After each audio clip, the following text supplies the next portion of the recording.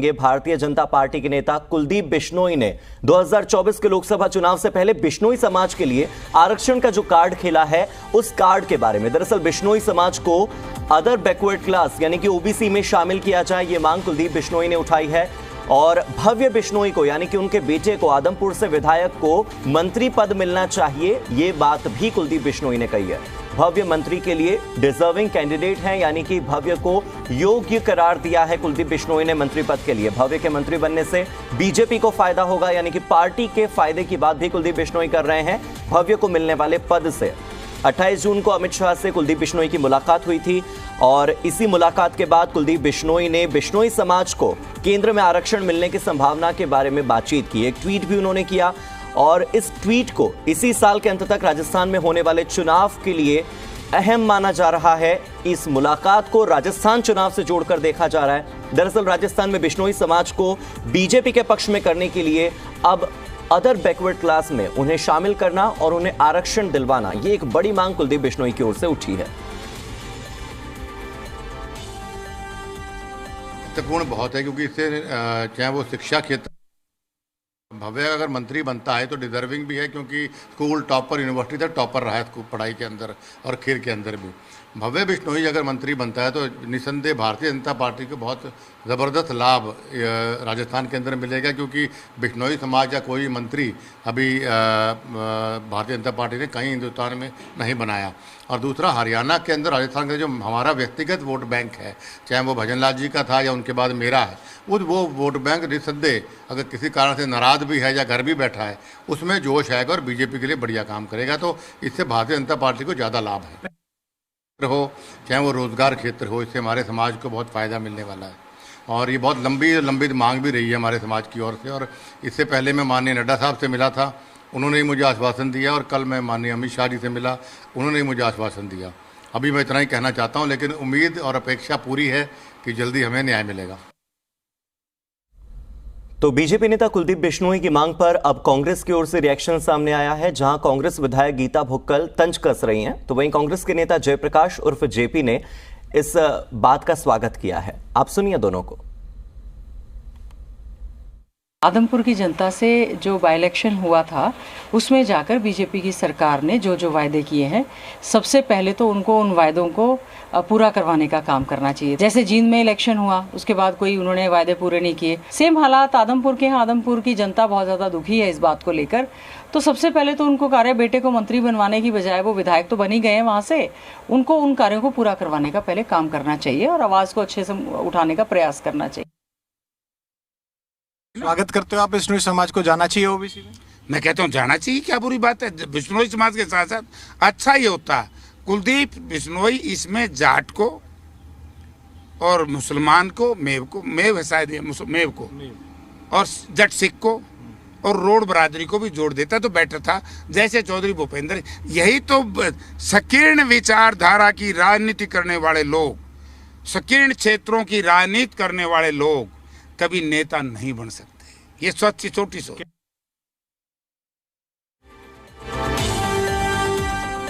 तो बीजेपी नेता कुलदीप बिश्नोई ने दो महत्वपूर्ण मांगे उठाई हैं। कौन सी है वो दो मांगे, चलिए आपको ग्राफिक्स के जरिए दिखाते हैं कि कुलदीप बिश्नोई ने कौन सी दो बड़ी मांगे उठाई है।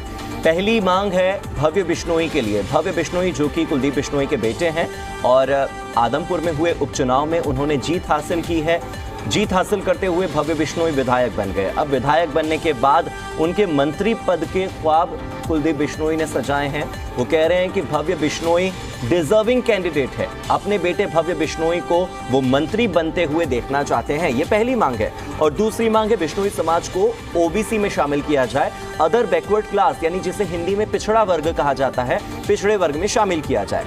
अब आप यहां पर यह समझिए कि 2024 के लोकसभा चुनाव से ठीक पहले ओबीसी कार्ड खेलना, आरक्षण का कार्ड खेलना कहीं ना कहीं एक ऐसी राजनीतिक बिसात को बिछाने का काम करता है जिसका असर न केवल राजस्थान के विधानसभा चुनाव पर पड़ेगा बल्कि हरियाणा के विधानसभा चुनाव पर भी पड़ेगा। और एक साथ 3 चुनावों को प्रभावित करने वाला यह बिश्नोई समाज को ओबीसी में शामिल करने वाला मामला है। और मेरे साथ बजरंग दास गर्ग जी जुड़ गए हैं, कांग्रेस के प्रवक्ता हैं। बजरंग दास जी, बताइए कि कुलदीप बिश्नोई की ओर से ये जो मांग उठी है, पहले हम बिश्नोई समाज को आरक्षण देने की मांग जो है उसे ओबीसी में शामिल करने की मांग जो है, पहले उस पर चर्चा करते हैं, फिर भव्य बिश्नोई पर आएंगे। पहली मांग को लेकर आपका क्या कहना है सर? देखिए, ओबीसी में शामिल हो, अच्छी बात है, किसी भी वर्ग को राहत मिले, सुविधा मिले, कांग्रेस पार्टी हमेशा यही चाहती है। हर एक वर्ग को राहत जितनी केंद्र सरकार, स्टेट की सरकार, देश के, उसके लिए हम सहमत हैं, अच्छी बात है, उसका हम समर्थन करते हैं। इसके अलावा जो भव्य बिश्नोई को मंत्री पद मिलना चाहिए, भव्य डिजर्विंग है, इसे लेकर आप क्या सोचते हैं? क्योंकि कुलदीप बिश्नोई ने यही कहकर के कांग्रेस छोड़ी थी कि उन्हें सम्मान नहीं मिल रहा है कांग्रेस में। बीजेपी सम्मान देगी नहीं देगी, क्या लगता है सर? कुलदीप बिश्नोई जी अपने बेटे को मंत्री बनाने की मांग बार बार करता आ रहा है। आप देखिए, जो आदमी कांग्रेस पार्टी के अंदर था, अपने आप को भावी मुख्यमंत्री और प्रदेशाध्यक्ष कहा करता, आज कहाँ खड़ा है? पैर के नीचे जमीन नहीं है। भारतीय जनता पार्टी में एक सामान्य वर्कर की तरह काम कर रहा है। जब से भारतीय जनता पार्टी में शामिल हुआ, कभी भी आपने उसका बयान नहीं देखा होगा, मैं सीनियर नेता हूं या मैं प्रदेशाध्यक्ष बनूंगा या मुख्यमंत्री बनूंगा। इसका मतलब क्या है? पैर के नीचे जमीन नहीं है। दूसरी बात, ये जरूरी है कि जहां जिस हल्के से उनका बेटा जीतता है उस हल्के का काम करवाए। आज हल्के की, आदमपुर हल्के की हालत गांव से भी बद से बदतर हो चुकी है। वहां पर आपके रिपोर्टर जाते हैं, दिखाते हैं, सड़कों की जगह सड़कें नहीं, पानी की जगह पानी नहीं, बरसाती नालों की जगह बरसाती नाले नहीं। थोड़ी सी बारिश हुई है इस आदमपुर में, पानी क्या है, मंडियों में, शहर में जलमग्न हो गया है। इतना बुरा हाल आदमपुर के अंदर है। मूलभूत सुविधा आदमपुर में नहीं है।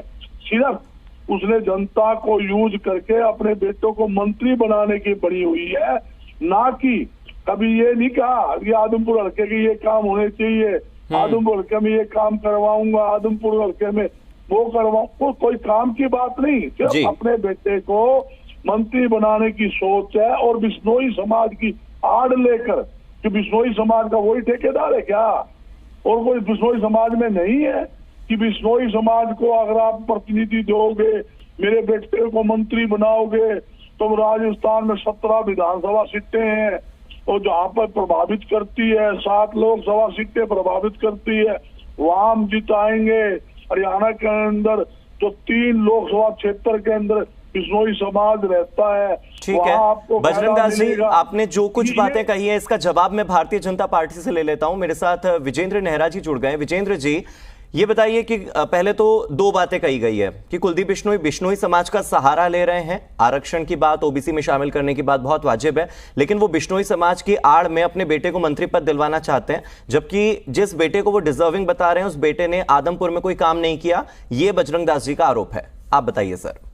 देखिए, जहां तक आरक्षण का विषय है बिश्नोई समाज को, तो समाज का कोई प्रमुख व्यक्ति या प्रमुख नेता अगर अपने समाज के लिए कोई बात देश के माननीय गृह मंत्री श्री अमित शाह जी से मिलकर के कहता है तो उसमें कोई भी कुछ भी गलत नहीं है। और माननीय गृह मंत्री जी से उन्होंने मुलाकात की, एक विषय रखा है और माननीय गृह मंत्री जी को भारत सरकार को तय करना है कि उनकी बात पे अमल करना है या फिर नहीं करना है। रही बात उनके बेटे को मंत्रिमंडल में शामिल करने के लिए जो कुलदीप जी ने अपने विचार रखे हैं, देखिए भारतीय जनता पार्टी देश की ही नहीं पूरे दुनिया की सबसे बड़ी लोकतांत्रिक राजनीतिक पार्टी है और हमारी पार्टी के अंदर हर कार्यकर्ता को, हर नेता और हर मंत्री को अपने विचार रखने का अधिकार है। उन्होंने एक अपना विचार रखा है, लेकिन उनके बेटे को मंत्रिमंडल में शामिल करना है या नहीं करना है ये विशेष अधिकार माननीय मुख्यमंत्री श्री मनोहर लाल जी के पास है, उनको तय करना है। लेकिन इतना जरूर है कि कांग्रेस पार्टी जिस आदमपुर को जो अपना गढ़ बताती थी, उस गढ़ के अंदर सेंध लाने का काम तो भारतीय जनता पार्टी ने, कुलदीप बिश्नोई जी ने किया है।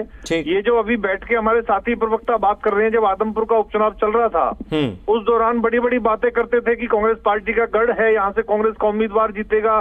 भूपेंद्र सिंह हुड्डा जी भी यही बात कहते थे, लेकिन इनके उम्मीदवार को बुरी तरह से हराने का काम किया एक युवा भव्य बिश्नोई ने। और इसके साथ साथ जो अन्य विपक्षी पार्टियां थी, चाहे वो इनेलो पार्टी है, चाहे वो आप पार्टी है, उनकी तो जमानत जब्त हो गई थी। तो निश्चित रूप से आज वो सबसे कम उम्र के युवा विधायक बने हैं उपचुनाव के अंदर। भारतीय जनता पार्टी के संगठन कौशल की, हमारे प्रदेश अध्यक्ष ओम प्रकाश धनखड़ जी की, माननीय मुख्यमंत्री जी की नीतियों की जीत है। और जिस समय कुलदीप बिश्नोई जी भारतीय जनता पार्टी में आए थे, उन्होंने स्पष्ट रूप से कहा था कि माननीय प्रधानमंत्री श्री नरेंद्र मोदी जी की नीतियों से प्रभावित होकर वो भाजपा में आए हैं और बिना किसी शर्त के आए हैं। और आज ठीक है, तो वो जो वर्तमान मंत्री पद की एक मांग उन्होंने उठाई है, उसको लेकर आपका क्या विचार है? देखिए, मैं आपको बताना चाहता हूं कि भारतीय जनता पार्टी परिवारवाद और भ्रष्टाचार के सख्त खिलाफ है। इसी कारण से जब से उनके बेटे विधायक बने हैं, कुलदीप बिश्नोई जी के पास वर्तमान समय में भारतीय जनता पार्टी में किसी भी तरह का कोई भी दायित्व नहीं है। ठीक है। एक सामान्य कार्यकर्ता के तौर पे वो काम कर रहे हैं। अपने बेटे के लिए जो इच्छा जताई है उसमें माननीय मुख्यमंत्री जी को तय करना है। मुझे लगता है अभी तो सरकार बहुत अच्छे तरीके से चल रही है और मेरी जानकारी में व्यक्तिगत तौर पर ये नहीं है कि मंत्रिमंडल में कोई विस्तार अभी होना है, लेकिन जब भी होगा, जो भी होगा, माननीय मुख्यमंत्री जी तय करेंगे। लोकतंत्र है, अपनी बात वो कह सकते हैं, उसमें कुछ भी गलत नहीं है। ठीक है, क्योंकि छत्तीसगढ़ में जब नए नए डिप्टी सीएम बनाए जाते हैं तो अचानक से बीजेपी हमलावर हो जाती है, तो फिर हरियाणा में होने वाले चुनाव से ठीक पहले अगर मंत्रिमंडल में एक और नया नाम जुड़ जाता है तो फिर कांग्रेस को भी आपके खिलाफ बोलने का एक न एक मौका तो मिल ही जाएगा। अब मेरे साथ आम आदमी पार्टी के प्रवक्ता मनोज राठी जी जुड़ गए हैं, मैं आपके पास फिर लौट कर आऊंगा। मनोज जी, दो मांगे उठाई हैं कुलदीप बिश्नोई ने। पहली, जो बिश्नोई समाज है उसे शामिल किया जाए अदर बैकवर्ड क्लास में, और दूसरी, उनके बेटे भव्य बिश्नोई को मंत्री पद मिलना चाहिए। पहले आपसे जुड़े मामले में मैं बात कर लेता हूं, क्योंकि आपने भी आदमपुर का उपचुनाव लड़ा था आम आदमी पार्टी ने, जिस तरह की हार आम आदमी पार्टी को मिली, उसके बाद इस जीत पर आपका क्या कहना है? और फिर जीत के बाद जो भव्य बिश्नोई को मंत्री पद दिलवाना चाहते हैं कुलदीप बिश्नोई, इस पर आपका क्या कहना है? देखो, सबसे बड़ी बात तो कुलदीप जी को तो अकल आती है, क्योंकि पहले भी कुलदीप जी के साथ धोखा हो चुका है। जब बीजेपी और कुलदीप जी की अटका पार्टी का गठबंधन हुआ था तो उन्होंने खोली थी कि सीएम फेस कुलदीप बिश्नोई जी को रखा जाएगा, लेकिन ऐसा नहीं हुआ। तो वो एक धोखा था, पहले धोखा हो चुका, फिर भी अकल नहीं आई कि दोबारा बीजेपी के साथ साठगांठ कर ली।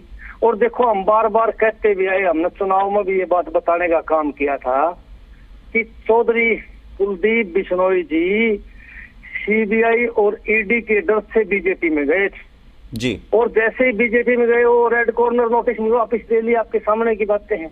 तो कहीं ना कहीं ये बात साबित होती है कि बीजेपी जिस नेता को चाहती है उसको दबाव में डरा के अपनी तरफ ले आती है। नहीं तो आप मना एक बात बताओ, विधायक खुद कुलदीप जी थे, आज उनका लड़का विधायक है, कोई ज्यादा फर्क तो है नहीं ना किसी बात में। विधायक बनने के लिए थोड़ी गए थे वो, वहाँ जिस काम के लिए गए थे वो काम करा नहीं, तो उसका मतलब क्या था कि बीजेपी का कोई ना कोई प्रेशर था। ये बिल्कुल क्लियर है कि बीजेपी पार्टी जो है वो ईडी और सीबीआई का खुल के दुरुपयोग करने लग रही है। मनोज जी, आपको क्या लगता है डरा सहमा व्यक्ति ऐसी मांगे उठाता है गृह मंत्री के सामने जाकर? आप ये बात बताइए कि एक डरा सहमा व्यक्ति जो कि ईडी सीबीआई के डर से बीजेपी में शामिल हुआ है, वो इतना मुखर होकर के अपने बेटे के लिए मंत्री पद मांगेगा? डरा सहमा व्यक्ति एक बिश्नोई समाज जैसे इतने बड़े समाज के लिए आरक्षण मांगेगा, ओबीसी में शामिल होने की मांग करेगा? आप खुद सोचिए कि अगर ये ईडी सीबीआई वाला मामला है तो ये तो आम आदमी पार्टी का एक तरह से कह सकते हैं कि एक हथकंडा है जो कि वो हर व्यक्ति पर अपनाती है। उन्होंने क्लियर कहा था ना कुलदीप बिश्नोई ने कि कांग्रेस उन्हें सम्मान नहीं दे रही है, कांग्रेस उन्हें सम्मान नहीं दे रही है, ये कहने में क्या बुराई है? ठीक है, अब मैं एक बार विजेंद्र जी से समझ लेता हूं। विजेंद्र जी, आप पर ये आरोप लग रहे हैं कि बीजेपी में कुलदीप बिश्नोई इसलिए शामिल हुए क्योंकि उन्हें ईडी और सीबीआई का डर था। क्या लगता है सर, ईडी सीबीआई के डर से आए या कांग्रेस में सम्मान नहीं मिल रहा था इसलिए आए, या कोई और वजह हो तो आप बता दीजिए। विजेंद्र जी, आप तक मेरी आवाज पहुंच पा रही है? हेलो विजेंद्र जी, आप तक मेरी आवाज पहुंच पा रही है? विजेंद्र जी गायब हो गए। ठीक है, बजरंग जी, आप मेरे साथ जुड़े हुए हैं, आप बता दीजिए। वो तो कह रहे थे कांग्रेस में सम्मान नहीं मिल रहा है, और फिर अगर आप आम आदमी पार्टी का साथ देना चाहते हैं तो दे सकते हैं। आम आदमी पार्टी कह रही है कि ईडी सीबीआई के डर से बीजेपी में शामिल हुए हैं, ऐसा कुछ है क्या? मुझे आपकी आवाज आ रही है? हेलो जी जी, विजेंद्र जी, मुझे आ रही है आवाज आपकी? जी जी, प्लीज आप अपनी बात रखिए। मैं पहले बीजेपी का पक्ष ले लेता हूं और फिर मैं बजरंग दास जी के पास जाऊंगा और कांग्रेस का भी पक्ष लूंगा। देखिए, मैं ये बताना चाह रहा था आपको कि 2014 से जब से हरियाणा प्रदेश के अंदर आप पार्टी ने चुनाव लड़ना शुरू किया, आज तक एक भी चुनाव में इनकी जमानत नहीं बची, इनकी नोटा से लड़ाई रहती है। हाँ। और जिस तरह से इनके प्रवक्ता बैठ के झूठ बोल रहे हैं, कुलदीप बिश्नोई जी ने खुद स्पष्ट कर दिया कि आज तक उनके पास जीवन में कभी भी ईडी का कोई भी छापा नहीं पड़ा है। ये अधिकृत रूप से मैं कह रहा हूँ, माफी मांगनी की चाहिए इन लोगों को, नाक रगड़ के जिस तरह से झूठ बोलते हैं ये। और ये कुलदीप बिश्नोई जी ने एक बार नहीं 10 बार कहा है, ऑन रिकॉर्ड कहा है। और ये राजनीति से संन्यास लेने का काम करें, दारू वाली पार्टी के लोग जो झूठ बोलने का काम करते हैं। इसीलिए हरियाणा प्रदेश ने आज तक इनकी जमानत नहीं बची है, नोटा से भी कम वोट मिली है इनको। अच्छा, मुझे जी आदमपुर के अंदर ये बड़ी बड़ी बात करते थे राठी साहब जो बैठे हैं यहाँ, इनकी जमानत जब्त क्यों हुई? केजरीवाल जी खुद रोड शो पे आए, भगवंत मान जी रोड शो पे आए, एक युवा कुलदीप बिश्नोई जी के जो सुपुत्र हैं भव्य जी, उनके कारण इनकी जमानत जब्त होगी। तो इन लोगों को तो ये सोचने का, ये बताना चाहिए यहाँ बैठ के, क्या केजरीवाल जी जो खुद भिवानी के रहने वाले हैं, हरियाणा प्रदेश के अंदर एक कहावत है कि पुत्र सपूत तो क्यों धन संचय, और पुत्र कपूत तो क्यों धन संचय। हरियाणा प्रदेश के रहने वाले केजरीवाल की अहमियत को हरियाणा प्रदेश की जनता। हमें क्लोजर के लिए, क्योंकि कांग्रेस का पक्ष जानना इस वक्त आम आदमी पार्टी के लिए बहुत जरूरी है, क्योंकि आम आदमी पार्टी तो हर जगह बस कांग्रेस का रुख ही जानना चाहती है, चाहे अध्यादेश को लेकर हो या फिर इस मुद्दे को। मैं बजरंग दास जी से आखिरी कॉमेंट ले लेता हूं। बजरंग दास जी, ईडी सीबीआई के डर से कुलदीप बिश्नोई बीजेपी में गए हैं और इसीलिए इतने डरे सहमे हुए हैं, लेकिन क्या आपको लगता है कि डरा सहमा व्यक्ति अपने बेटे के लिए मंत्री पद मांग सकता है, या किसी पूरे के पूरे बिश्नोई समाज के लिए आरक्षण की बात या फिर उन्हें ओबीसी में शामिल करने की मांग कर सकता है? क्या लगता है, क्यों शामिल हुए बीजेपी में? बताइए बजरंग दास जी। ओबीसी की मांग करना उसका एक ड्रामा है।